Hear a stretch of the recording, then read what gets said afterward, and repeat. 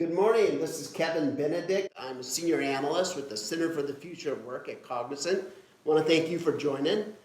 We're here at the Mobile World Congress 2017, and I'm thrilled to have as guest, first guest of this conference is Gino Skulick, who's the Vice President of Marketing for the Mobile Business Unit at Micron.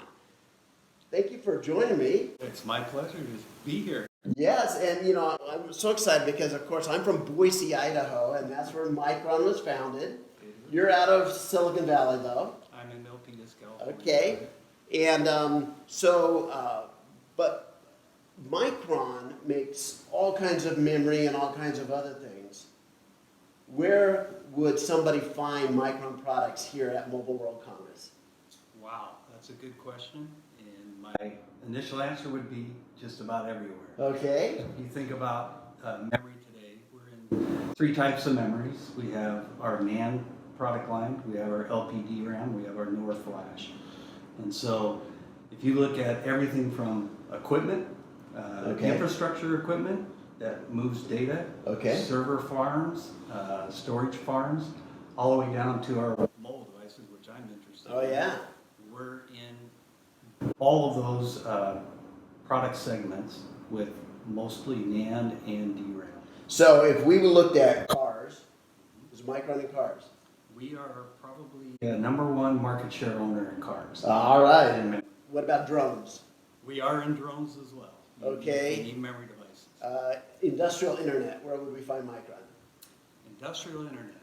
You find them in automation, in the fast-moving robotics area. Okay. And anything that has a central processing unit needs to interface with a main memory like LPD RAM.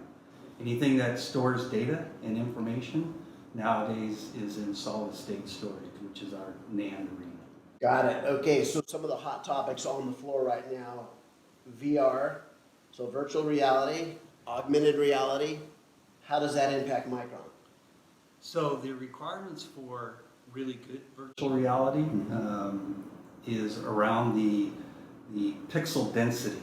If you're looking at through a screen, both eyes are independent. And so the higher pixel rate per square inch you have, the better the experience. And the movement of that, if it doesn't have delay factors in it, you're not going to get sick. So you get motion sickness if the quality is not there. You can.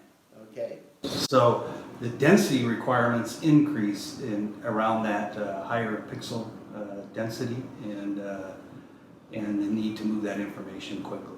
So many of the phone manufacturers here are talking about, like LG with their ultra high definition screen. All of that, how does that impact memory? Pretty extensively.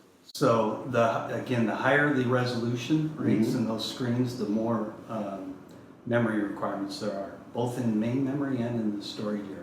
So all the applications that you're going to use to take advantage of that high resolution screen, all that's going to be stored in your drive area, your solid state storage. The movement of those applications and the powering of those applications, the main memory has to be increased. Got it. Now, on a lot of the booths and exhibits here, they also talk a lot about artificial intelligence. Of course, everybody's talking about artificial intelligence today. But how does that kind of emergence of artificial intelligence impact Micron? Good question. So again, anything that has a CPU, a central processing unit, is going to require more main memory. Okay. And the more of that information you're trying to process, the more memory you need to do that, main memory. So LPD RAM. AI, artificial intelligence, needs a lot more computation in many cases. It does. And then it's going to store that information so it can recall it to be intelligent in the decisions that are being made. So then you have to have solid state storage to store that information.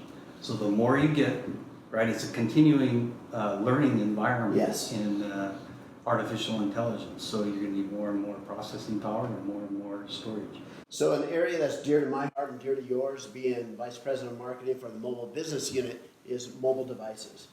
Where are you is there a bigger demand today for memory than ever before? Most definitely. So just in the LPD RAM arena, we watched smartphones go from 1 gigabyte to 2 gigabyte to 3. Now you'll see in the show here 4, 6, and 8 gigabyte phones. I think there's even one that might be 12 gigabyte. So that density increase has been very beneficial to us. And that was in memory. Main memory. Main memory. Wow. Yeah. And what is on the device that's demanding that kind of memory? So again, the sophisticated applications that are now on your smart device require a lot of main memory for processing. So if you look at the SoCs, they're multi-core SoCs, they're multi-CPUs inside a single chip. Yes. That is now needing that memory to access quickly and a lot of. And then all of that is stored in the NAND. So you'll see phones out here that have 256 gigabytes of storage. Wow. Where just 5 years ago, we had 16 or 8. Yes, and now here at Mobile World Congress, it's almost like it should be called the Internet of Things Congress, because the Internet of Things is almost equal in discussion on all the areas there. So there's a proliferation of sensors. All these sensors all over for the industrial internet, for the regular Internet of Things. How does that play into Micron? Where does Micron find itself developing products for? So, once again, all those sensors are going to gather information. Yes. They need to be processed by a processor, CPU, and they need to access and store it, access that information, so the main memory is going to increase because you have more sensors, more information coming. And then you want to store that data so you can store it in a solid state drive. Wow. So for Micron, all of this proliferation of data is increasing the requirements for memory. Well, I can just, I don't want to keep you anymore, Gino, but I can just, from the way things sound, the future is very bright for Micron. I would say it is. Okay. I want to thank everyone there that either attended or couldn't attend Mobile World Congress this year. Thank you for watching. And thank you, Gino.